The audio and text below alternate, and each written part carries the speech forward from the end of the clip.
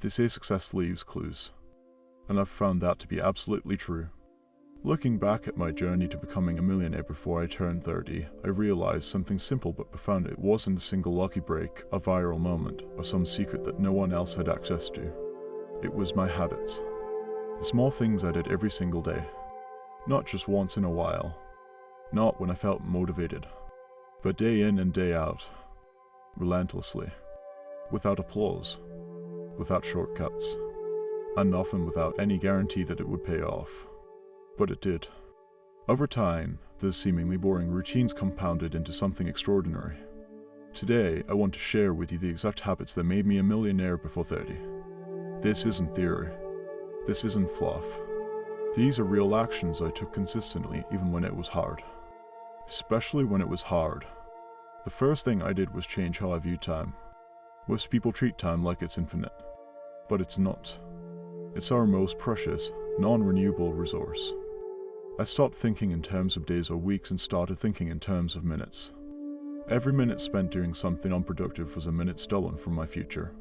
So I became obsessed with time management, and not in the sense of working every waking moment, but in the sense of being intentional with how I use my hours.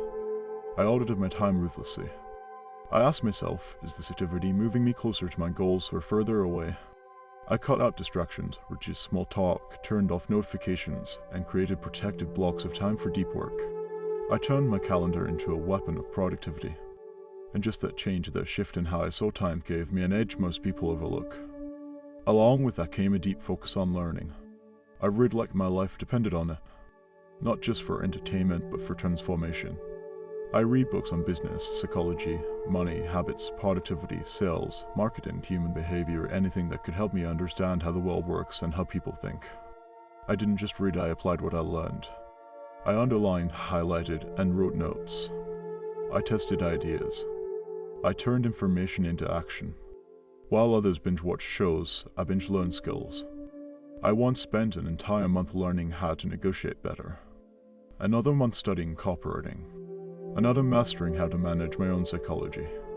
Over the years, those skills built on each other. Learning became my competitive advantage. The person who can learn fastest and apply it immediately will always win. I internalized that. Now, with knowledge came execution. And execution required discipline. So I cultivated discipline like my life depended on it. People often confuse motivation and discipline. Motivation is a feeling. Discipline is a system. Motivation is fleeting. Discipline endures. I didn't always feel like waking up early. I didn't always want to write that email, make that call, or show up to that meeting. But I did it anyway. I created routines that made success automatic. Morning rituals. Evening planning. I set daily goals and reviewed them at night. I made my environment frictionless. If I wanted to work out in the morning, I set my clothes out the night before. If I wanted to write in the morning, I closed all tabs except my writing tool. I eliminated choice wherever possible. Decision fatigue kills progress. By making discipline my foundation, I made progress inevitable. But none of this would have mattered if I wasn't building something valuable. So I focused relentlessly on creating value. I didn't chase money, I chased problems. I looked for pain points people had and asked myself, how can I solve this better than anyone else? That mindset shift alone made all the difference. I stopped thinking like an employee and started thinking like an entrepreneur even before I technically became one. I looked for inefficiencies. I asked customers what frustrated them. I became obsessed with feedback. I iterated constantly. If a product didn't work, I changed it. If a pitch failed, I reworked it. I became resilient. I saw failure not as a signal to stop, but as data to analyze. Every failed product, every rejection, every lost sale, it all taught me something. And every time, I used that lesson to build something better. That brings me to a habit most people ignore: tracking everything. I tracked my income, my expenses, my time, my goals, my habits. If it could be measured, I measured it. Why? Because what gets measured gets improved. Most people have no idea where their money goes.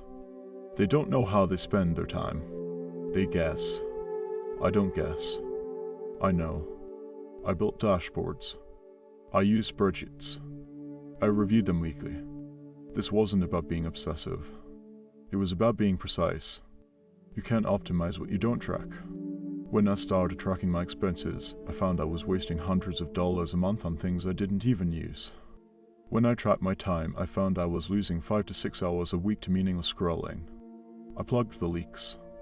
That gave me more time, more money, and more clarity. Tracking turned chaos into control. Another massive shift was learning how to sell. I used to think selling was sleazy. Now I realize selling is everything. Whether you're pitching a product, raising money, negotiating a salary, or even convincing someone to join your vision, it's all sales. So I studied it. I practiced it. I got rejected more times than I can count. But I learned. I learned that selling isn't about pushing. It's about understanding, listening, asking the right questions, positioning the solution as a bridge from pain to relief. I role-played sales calls. I broke down great ads. I practiced explaining value in under 60 seconds. Becoming good at sales changed the game. It helped me raise capital. It helped me close deals.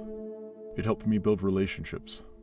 Sales is a superpower, and I made it one of my habits to improve that power every week.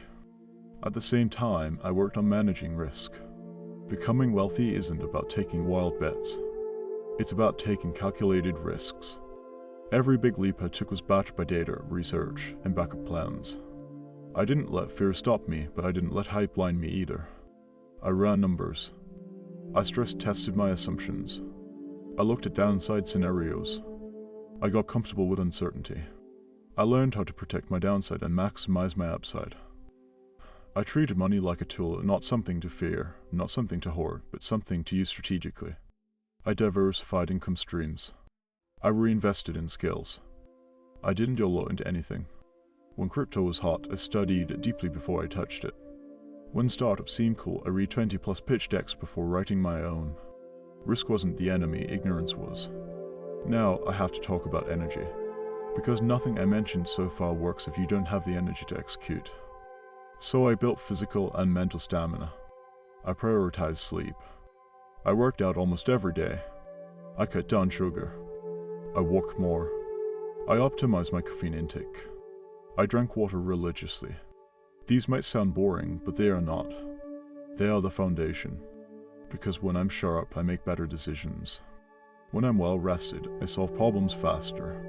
When I feel good, I sell better. Wealth is tied to energy more than most people realize. So I protected mine. Ruthlessly. Toxic people. I cut them out. Energy draining habits. I replaced them. Drama. I walked away. I stopped saying yes to things that didn't align with my goals. And suddenly, I had more bandwidth for what mattered. And here's something you might not expect: I embraced boredom. Yes, boredom. In a world that constantly screams for attention, I trained myself to sit with silence. That's where the ideas came. That's where I reflected. I journaled. I sat without my phone. I thought deeply. I created space for creativity. Most people are so overstimulated they can't even hear their own thoughts. I created the opposite. In those quiet moments, I had some of my best breakthroughs. Clarity doesn't come from noise, it comes from stillness. Making that space a habit gave me an edge that few ever experience. Finally, and this might be the most important habit of all, I believed. Not blindly. Not arrogantly. But firmly. I believed that if I showed up every day, if I got a little better each week, if I stayed patient and disciplined, success would come. And that belief was tested. I had months where nothing worked. I lost money. People doubted me, I doubted myself. But I kept going. Because the vision was bigger than the setbacks. I visualized success every morning. I wrote my goals down every week. I reminded myself who I was becoming. And slowly the world caught up. Opportunities opened. Doors that were closed started to unlock. And by the time I was 29, I had crossed the 7-figure mark. But it didn't feel like an explosion. It felt like a quiet result of years of focused habits. So if you're watching this and wondering how to replicate it, don't focus on the money. Focus on the process. Start with your time. Protect your energy. Learn relentlessly. Track everything. Sell with heart. Take smart risks. Move with discipline. Reflect deeply. I most of all believe, because the habits you build today are the foundation for the wealth you create tomorrow. You don't have to get it perfect. You just have to stay consistent. That's the real secret. And if I could do it with no rich parents, no trust fund, no fancy degree, you can too. It's not about luck. It's about habits. Now go build yours.